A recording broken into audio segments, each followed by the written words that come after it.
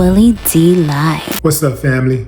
It's day 8 of the Diddy federal trafficking trial. The prosecution is halfway done with its witnesses, and still no RICO. No RICO. No RICO. They've had a whole lot to say about domestic abuse. A lot to say about domestic violence. But no RICO. They just called a doctor to the stand who testified about the effects of domestic violence. But no RICO. Now, I know some people saying, well, it's a long trial. It's going to be 6 to 8 months. Give it some time. They're just getting started. No, fam, I got that. 6 to 8 weeks. But, the defense hadn't called its witnesses yet. This is the prosecution with the setup. They're halfway through their witnesses, and so far, everything has been about domestic violence, but he's been charged with a RICO case. Domestic violence is a complicated, serious matter, and I would never, ever, ever try to minimize it. But I gotta call a strike and a ball, fam. Sometimes the experts address domestic violence in a way that's inconsistent with the human experience. People make decisions all the time that goes against their best interest. They make decisions all the time that are bad for them. For example, in politics, people constantly vote against their best interest. Look at all the immigrants, the people who are family of immigrants who voted for Trump, thinking that they were safe because they wanted him to get the other ones out, and they ended up getting out of the country. Yeah. Think about the people who drink alcohol with a bad liver. Think about the people who smoke despite the warnings. The women who go out and get BBLs, despite seeing evidence of so many women dying because of those surgeries and the complications from the surgeries. People will make bad decisions all the time. They will rationally make a bad decision, like purposely make a bad decision. Now, I know some of you don't want to hear this, but I'll take my chances. I got to call a strike and a ball.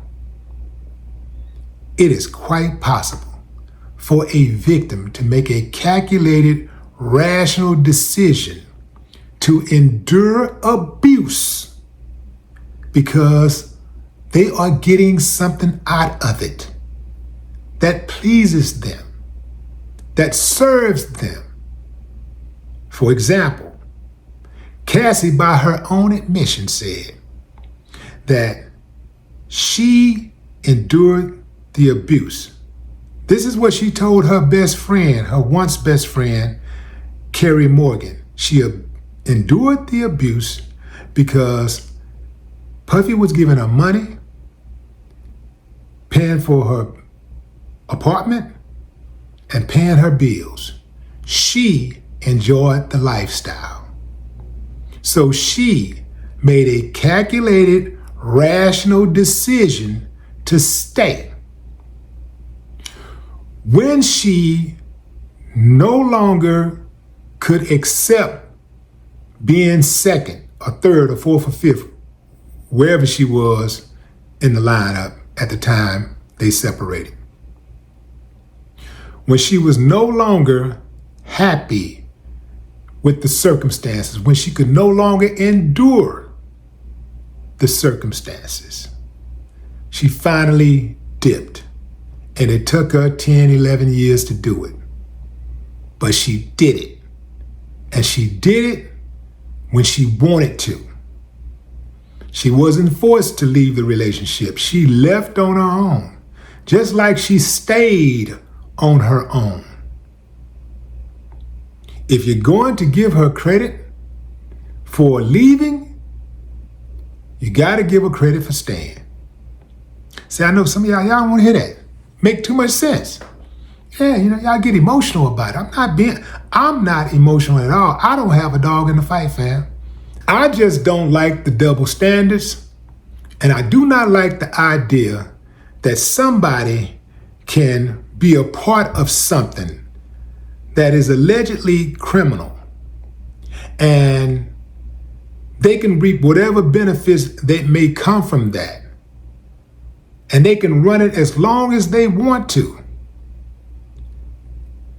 And when the going gets going, and when it gets too hot in the kitchen, they can step back and say, well, I was a victim too. Even if they participated. Remember, Cassie scheduled freak-offs. Cassie was getting high when Diddy wasn't even around. Cassie threatened to kill somebody. Remember? It's in the testimony. It's in court testimony. It's in the record books. Cassie threatened to kill a male escort. Why is Cassie not on trial? Why is she not being held accountable? Why isn't anybody that's riding for her, that's supporting her, at least saying, that is kind of strange. I'm still riding with her now, but I'm just saying, I'm going to point it out. That is kind of messed up she said that. Like, ain't nobody holding her accountable. She threatened to kill a man. Now, so far, we've heard people say Diddy threatened to kill somebody.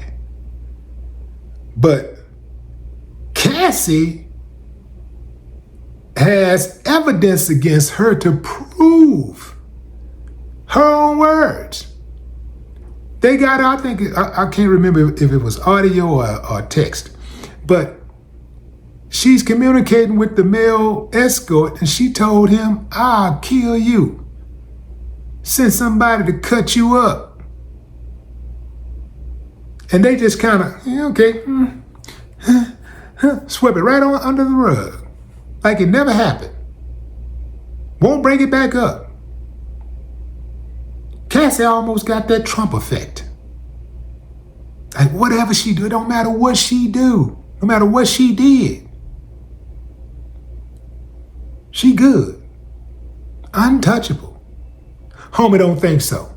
Cassie is not innocent by a long shot.